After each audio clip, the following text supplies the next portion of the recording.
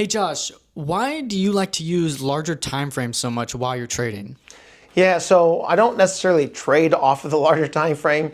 I just use it for direction. I will often trade the smaller time frames, 1 hour time frame, 5 minute time frame, or even wrinkle charts. And the challenge with the smaller time frame is you're dealing with intraday movements, which a lot of it is emotional market reactions, right? So earthquakes, tsunamis, tweets, announcements, updates on wars, so on and so forth, are going to affect the market. And I call it market noise, which is going to be unfair or unreasonable or unjust market movements. Because it's like, why did that happen? It's like if you're buying the market and the market sells off and it rebounds right away. To me, that's just an emotional market reaction.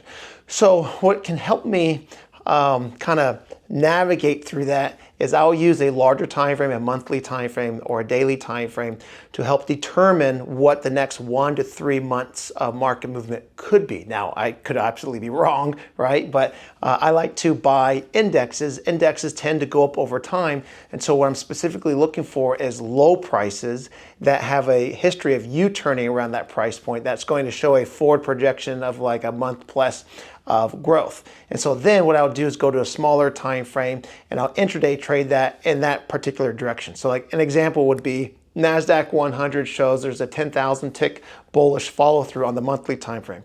If the daily time frame is at a low price hitting an uptrend line, then I kind of understand that if the support holds, I could anticipate 7 to 11 days of bullish upward movement. If the 1 hour time frame's in the buy zone making higher highs and higher lows, then I'll just go to a smaller time frame, 5 minute time frame or wrinkle charts, and I'll apply my favorite entry strategy. And even if I do buy the market and the market sells off and I get stopped out, I'll just buy back in, because if the long-term direction is up, I'm trading in the singular direction, which ultimately helps kind of make sense of this madness as being a trader. Thank you, Josh.